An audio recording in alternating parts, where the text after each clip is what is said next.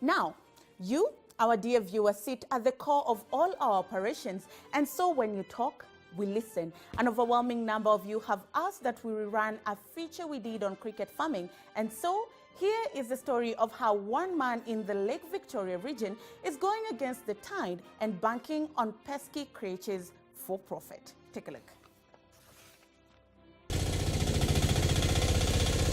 Hidden deep in the heart of Nyamasaria on the shores of River Namthoe, you will find a blossoming farm going by the name Mixa. The farm run by Charles Odira, the director, is where we got to experience the economic side of Kisumu, cricket rearing.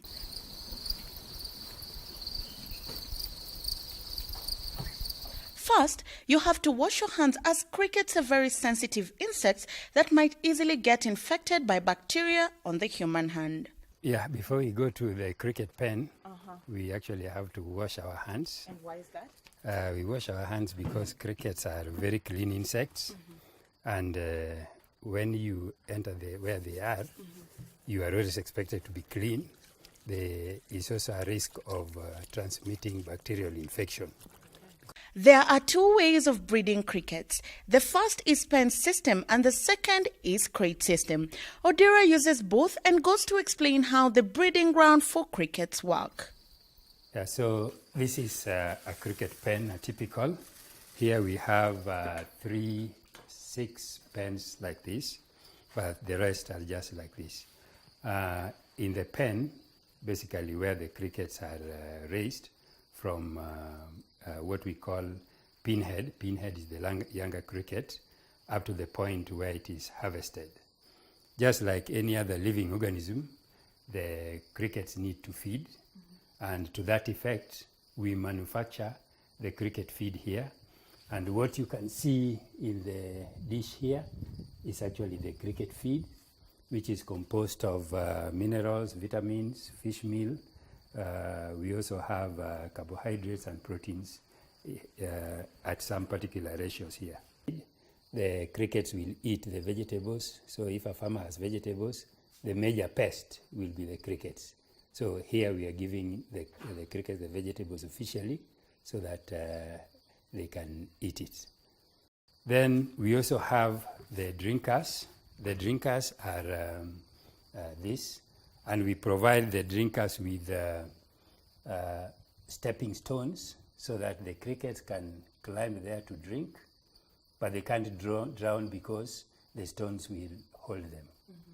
For the younger ones, we give them wet blankets so that even if they go in, they will be able to suck the water, but they are not able to drown.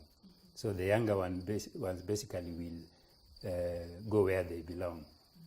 Now, what somebody else may call egg crates here, for us we call them hideouts. Crickets are usually nocturnal, so they like hiding, they like dark places.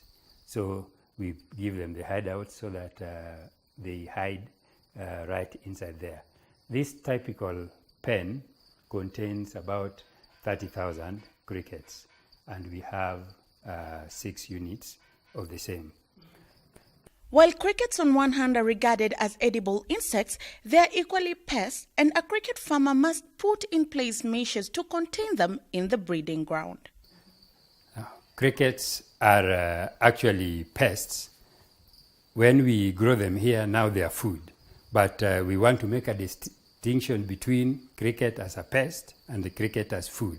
So that's why in this system, we have this lining, which is made of tiles, which are slippery, so that when the crickets try to walk out, then they slide back. So that's the first step towards containing them, so that they don't leave out and then go to destroy people's farms and the surrounding vegetation.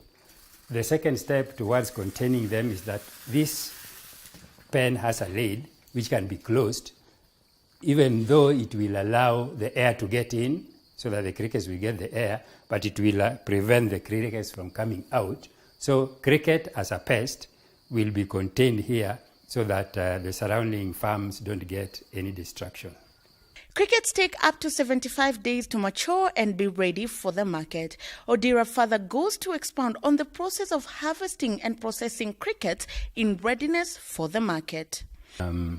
Just like you've seen, the crickets usually hide in the hideouts. So it is very easy to pick them from there when it is time to harvest them. You just pick the whole hideout and they will be inside there, and then you shake it into a big plastic vessel. And because they are not able to walk onto the plastic wall, then they are contained inside the vessel. So after they have been harvested, they are taken through further processing.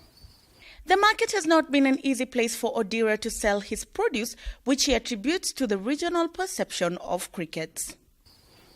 The perception of what we call entomophagy, which is the eating of the insects, is not a very common practice in Kenya, although in the western region we have the inhabitants eating termites.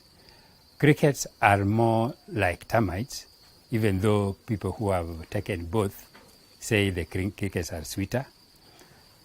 However, new things will always meet resistance.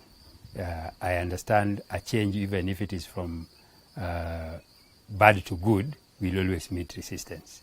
However, if people only understood the nutritional value of crickets, then they would overlook their stereotypes and warm up to the insects as a delicacy. The nutritional value of cricket is high. One, cricket has what we call amino acids, and amino acids are the organic compound containing amine and carboxyl. Cricket has zinc. As we all know, zinc helps in brain booster, and for men, it helps on the libido. Beside nutritional value, crickets have a great market value. In comparison to other proteins, a kilo of cricket goes for more than 2 times a kilo of meat.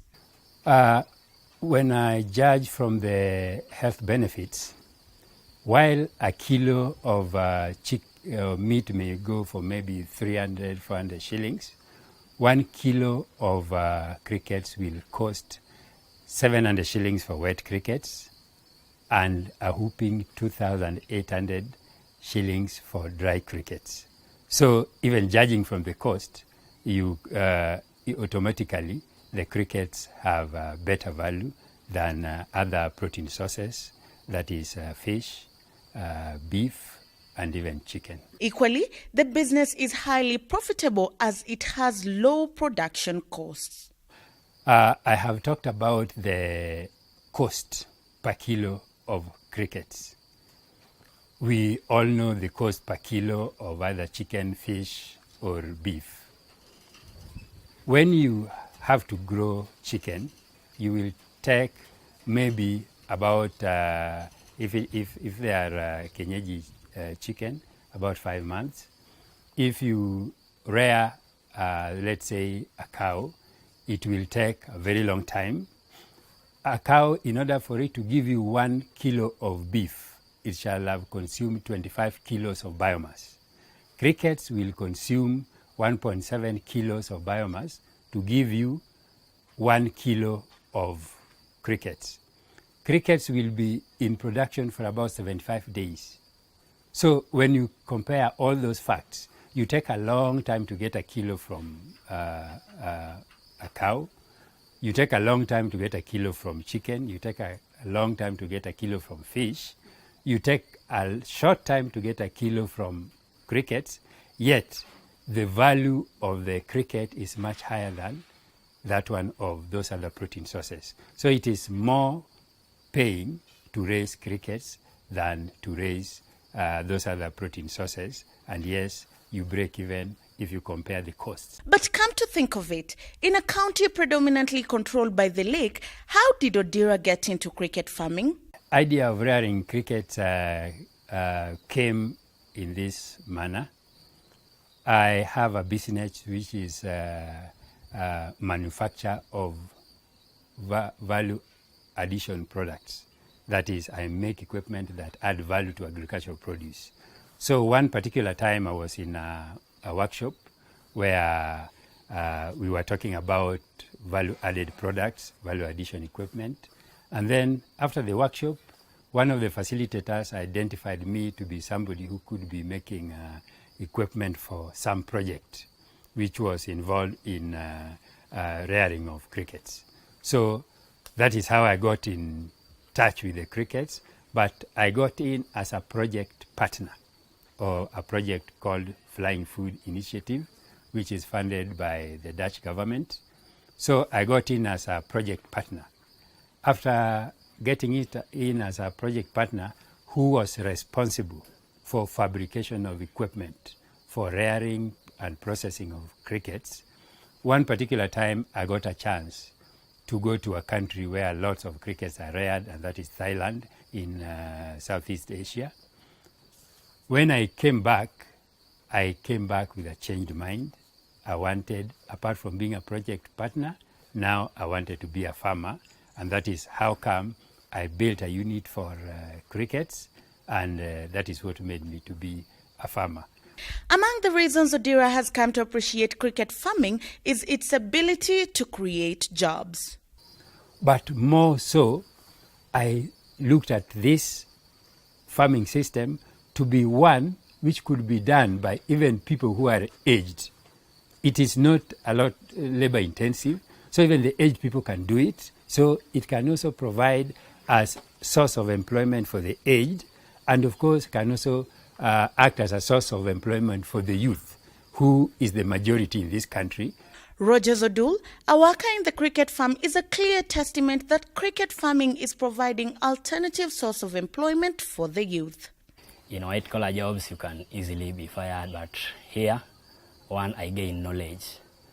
Apart from the salary I get, I also gain knowledge that when I shall have left this farm, I can go and start my own.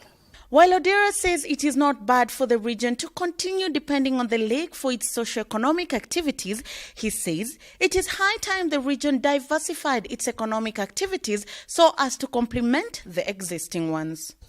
Yeah, when you talk about fish in this area, the fish is usually found in the lake, and sometimes there is a over-exploitation of the resources. Now we have the fish, but what about tomorrow?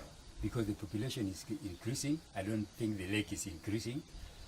Tomorrow it may not be there, and we may not be having that full control of the fish. However, if we do the cricket farming, we can have full control.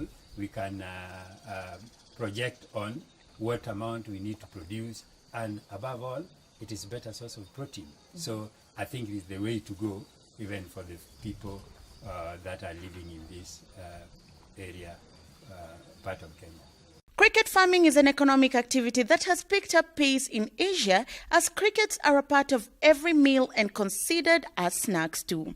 This has created a large market for the insects in the Asian market, thus creating an opportunity to cricket farmers. Well, if we can't breed crickets for our own consumption, then at least we can get into it for the economic benefit they promise. There might be those of you who are already sold to the idea of eating crickets because of their nutritional value to the human body, but are still holding back because just the thought of putting the insect in your mouth, chewing it and pushing it down your throat is a little bit too much at the moment. Not to worry, Mixa has a solution for you. Yeah, for those who cannot take the crickets as whole as they are, we have different ways of making them consume without seeing the leg, without seeing the head. We make the crickets into cricket bread. We make them into cricket biscuits. We make them in cricket cakes. We make what is called cricket waffles. We make cricket cookies. And to sum it all, we also make what is called cricket jaggery. Yeah. Thank you very much. Thank you.